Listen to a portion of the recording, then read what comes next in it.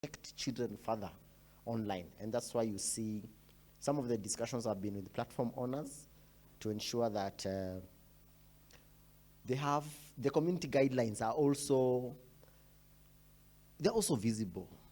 If I may ask, how many people even have read community guidelines of the platforms that we use on a day-to-day basis? How many? How many? Because you worked there, so you know. But as a user, somebody who has not been in that environment, how many have read the community guidelines? The do's and don'ts. Only one person. The do's and don'ts. How many? By show of hands, only her.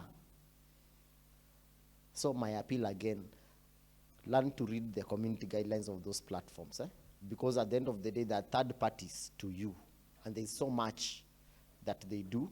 And if you violate, even on a, that's how you get to hear that many influencers cry foul that I had 3 million followers and my account has been whacked. Where's my MC? Co-MC. Oh, you know I saw here, and how you moved there, I can't remember. So, yeah, take it off and enjoy your afternoon. Any person who is fishing, atasimamia hapa to take us through another thing. Good. Thank you so much, David. Now, we now move into our key segment of the day, the presentation of the sample contract. This is a crucial tool in ensuring fair terms, transparency, and protection for AI and BPO workers. Leading us through this will be Njeri, who will take us through what the contract entails and how it supports the principles of the Code of Conduct. Karibu Njeri.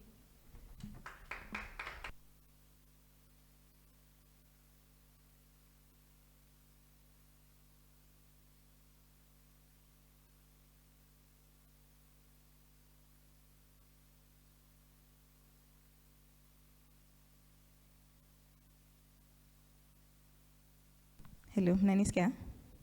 Good afternoon, everyone. The entire time I was seated there, nilikuwa najaribu estimate. I was trying to estimate the height of this dais against mine. Ndio nione kama mtaniona. Mnaniona? Na mkifanya hivi? Anyway, we are well fed, so I'm sure our energy imerudi juu. Our energy levels are back up, and we are ready for this next part of the afternoon. First of all, I'd like to give a very special thanks to you guys for being very patient with us. Yes, thank you so much for staying until this point. Now, I want to take you through the contract, which we will be annexing to the Code of Conduct.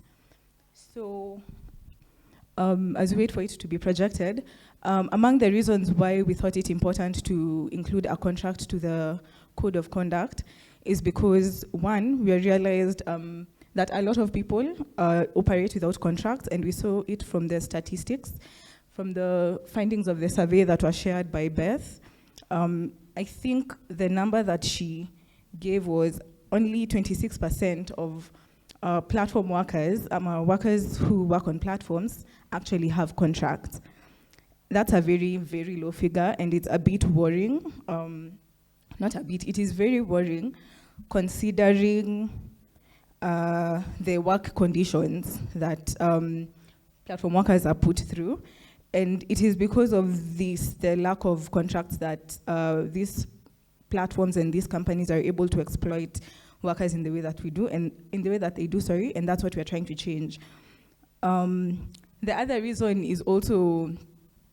reasons are also because even when the contracts are shared, you find that the language they are shared in is language that is not really easy to understand, or you're given a contract and you are not given enough time to review it, which is rather unfair, especially because I mean, it's for contracts are they're very serious documents. You can find yourself signing your life away and not being given enough time to review the contract is a bit exploitative as well.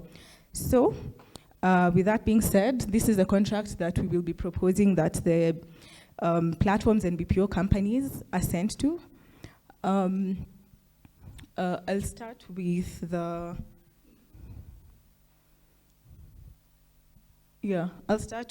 fact that you'll see from the first clause, not the first clause, reflected in the first clause, yes.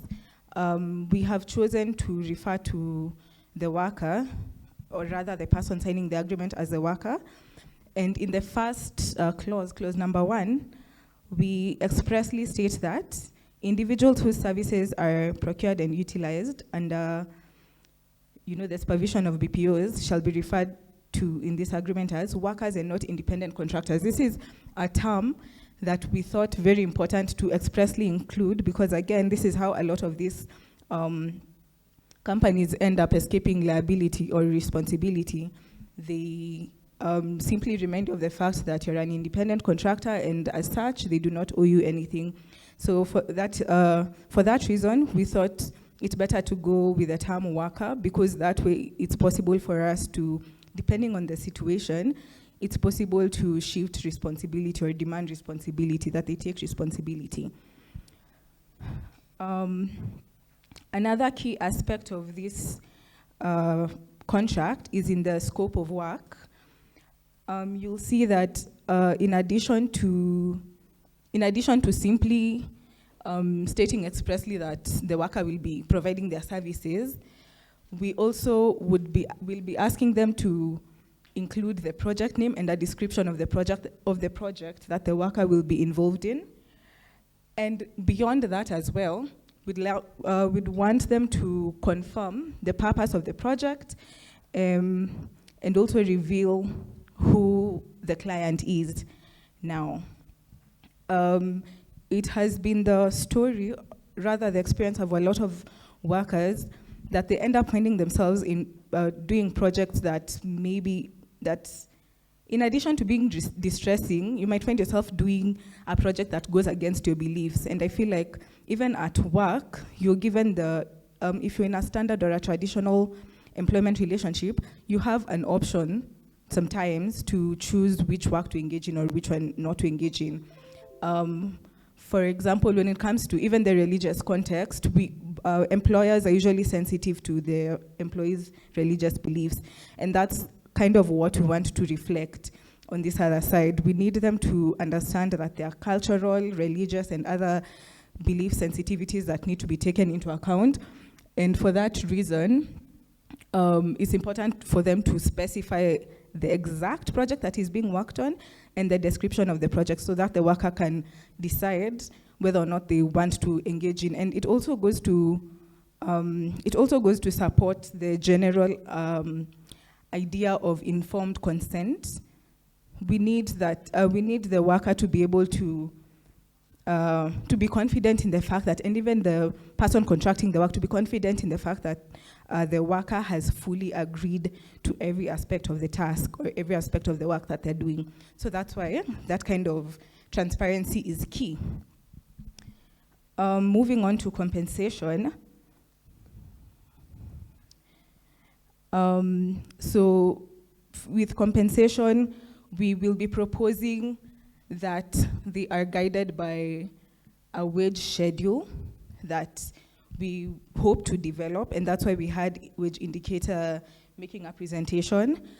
And this, this flows from the conversation we were having about minimum wage, and it's a concern that everyone shares, that they tend to go for the floor and they tend to justify why they're going for the floor.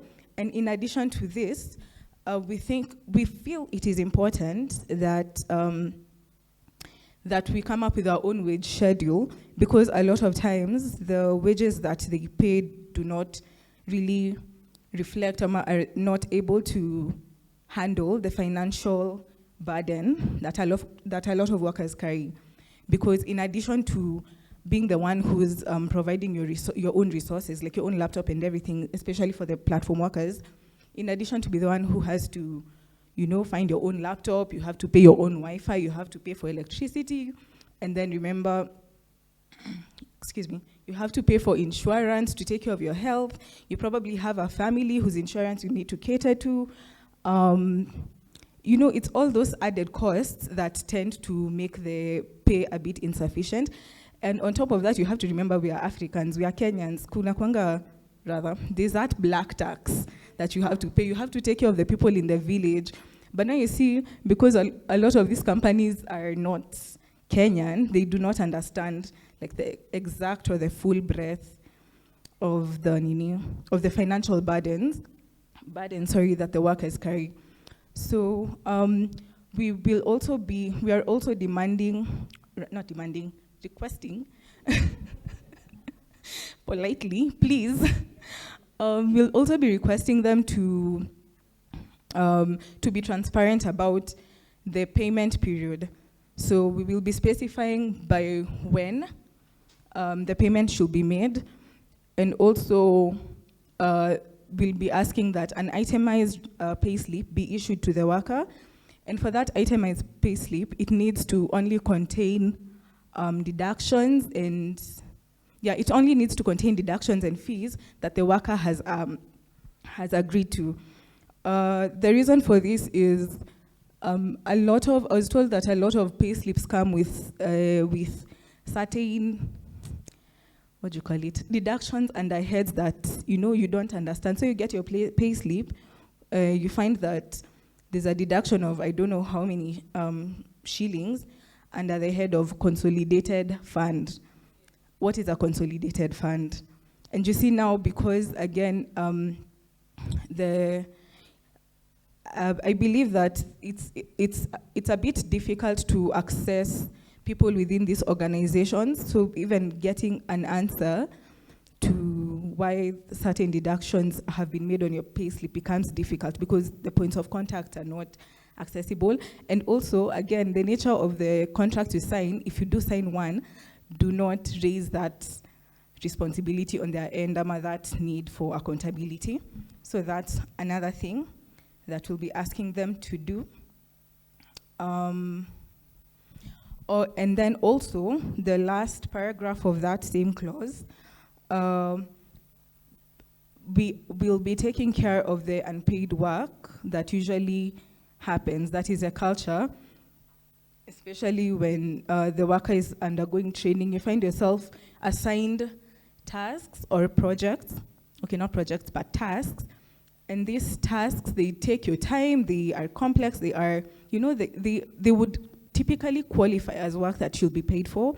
But because you're doing it under the guise of training, then you're not compensated for it. So we have specified that where the training will include more than 3 tasks or scenarios that is equivalent in complexity to paid work, then the company shall be under an obligation to pay the worker at the same rate.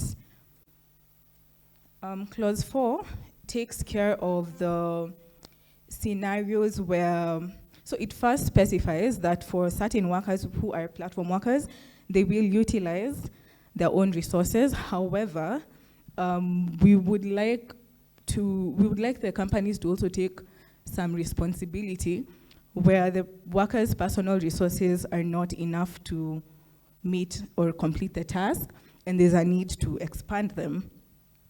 So we will be asking them to either provide access or reimburse the costs. But before this is done, there has to be an agreement between the worker and the company. So you have to talk about it beforehand, and I guess this also feeds into the earlier point of wanting to know the exact project you're engaging in so that you understand or you're able to gauge if you have all the resources that are necessary. Next clause is the 5th clause on well-being. Working conditions and well-being is among the key clauses or among the main reasons why we are doing this code of conduct in the first place. To start with, we are asking for a mandatory break during working periods. For every 8 hours of work, we are asking for at least a 2-hour break for the worker, because this is typically what you get in your normal working environment. You get at least a long lunch break and a tea break here and there.